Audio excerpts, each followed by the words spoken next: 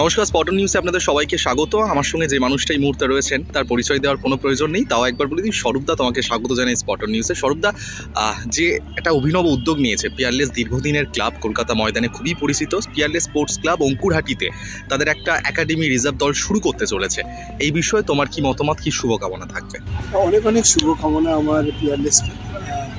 পিয়ারলেসের মধ্যে একটা সংস্থা, কর্পোরেট সংস্থা এই একাডেমিগুলোকে করছে, খুব ভালো জিনিস। কারণ আমাদের একাডেমির প্রপার একাডেমি এবং তার যে ট্রেনিং সেগুলো খুব প্রয়োজন আমাদের ইয়াং জেনারেশনকে তুলে নেওয়ার জন্য। আমি যেটা শুনেছি যে ওরা বয়স ভিত্তিক করছেন, একদম 14-15 থেকে শুরু হয়েছে। সেখানে ফুটবলের বয়স তো 12-13 বছর থেকেই শুরু হয়।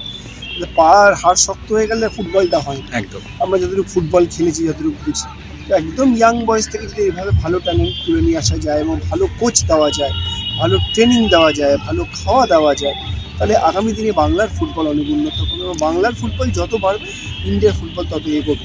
তো আমরা আশা রাখি যে ইন্ডিয়ার এই মুহূর্তে যে অবস্থা, প্রায় 116তম স্থান, বাংলা না এগিয়ে আসলে এই 100-র মধ্যে ঢোকানো যাবে না বা তার নিচে নিয়ে আসা যাবে।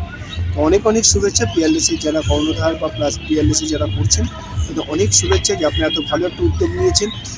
আগামী দিন আরও অনেক উদ্যোগ নেবে, আমরাও চেষ্টা করবো উদ্যোগ নেওয়ার জন্য বাংলার ফুটবলটাকে এগিয়ে নিয়েছি।